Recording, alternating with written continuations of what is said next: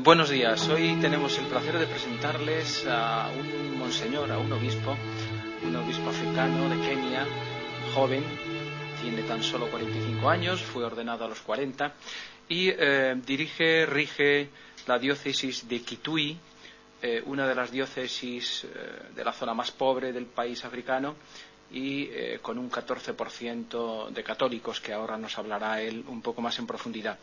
Viene del sínodo, pertenece al Opus Dei y habla perfectamente español, entre otras cosas porque, según dice, lo aprendió leyendo los libros de San José María Escrivá de Balaguer. Monseñor Mueria, sí. Buenos días y bienvenido. Muchas gracias, muchísimas gracias. ¿Qué tal el sínodo? Por empezar, por lo último que ha experimentado usted. Muy bien, el sínodo ha sido una experiencia muy buena para mí. Imagino para los otros obispos también, porque como sabe usted que el sínodo es una oportunidad que tenemos entre cambiar ideas entre obispos. En este caso era tratar un tema de la palabra de Dios, pero fuera del sínodo, de la aula, también tenemos mucho tiempo tomando un café, hablar un poquitín, intercambiar las experiencias pastorales de diversas partes del mundo.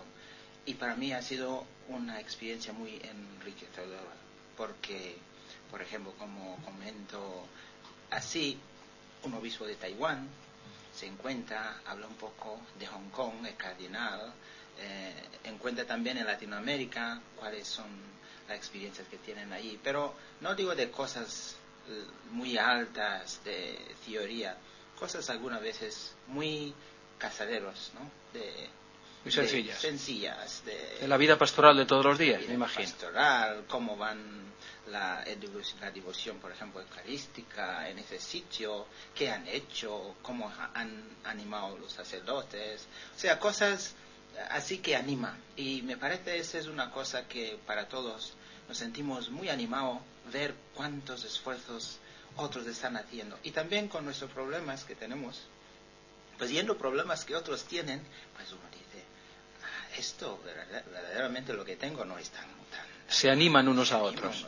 Se visibiliza también la Iglesia Universal allí presente. Sí, desde luego, porque hoy es tantas voces de diversas partes hablando del mismo tema, de los retos que hay o las pegas que algunos encontramos en hacerlo llegar a la gente, pues se encuentra que tenemos visión común en muchas de esas cosas, pero experiencias diferentes, y por eso modos de resolver, aunque en gran líneas serían similares, pero que se ve que no es lo mismo lo que quizá puedo yo hacer en mi diócesis en Kitui que lo que pueden hacer quizá aquí o en Europa o en Latinoamérica o en Estados Unidos, pero que la línea general es que sí, se ve.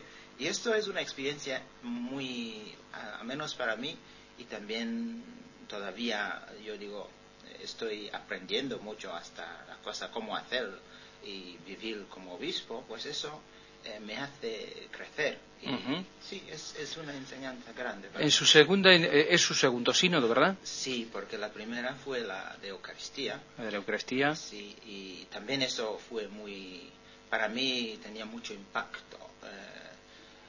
Desde luego porque yo soy también el presidente en la conferencia de la Comisión de la Liturgia.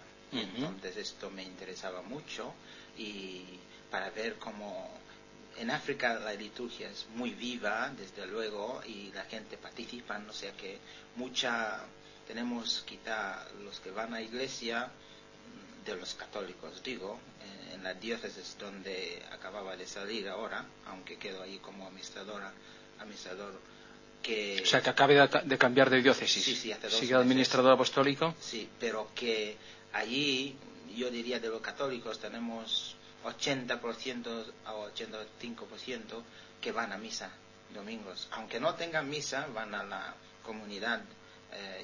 A la liturgia de la palabra o algo así. Pero que tenemos practicante un gran número. Pues en el nuevo sitio, pues estamos un poco más en la prima etapas de evangelización. Y bueno, ya veremos, porque todavía no lo conozco, estoy conociendo, estoy aterrizando, por eso que no puedo dar datos así muy firmes, porque tengo que aprenderlos primero, ¿no? Es una zona, su diócesis, que está al norte de Kenia, en una zona musulmana. No, está hacia este. Hacia el este. Diría, de la ciudad de Nairobi es sudeste, como 200 kilómetros. Población musulmana no es tan grande, sería más reducida, quizá 2%, 3% solamente, pero que hay muchos todavía no evangelizados, quizá 30%, y quizá más. Yo no digo datos así. Sí, más o menos. Más o menos. Y de los católicos hacia 14 o 18%. También no tenemos datos concretos porque no hemos hecho la ¿cómo se dice? Población. El censo de la población. El censo de la población. Pero que sí, la mayoría todavía son cristianas.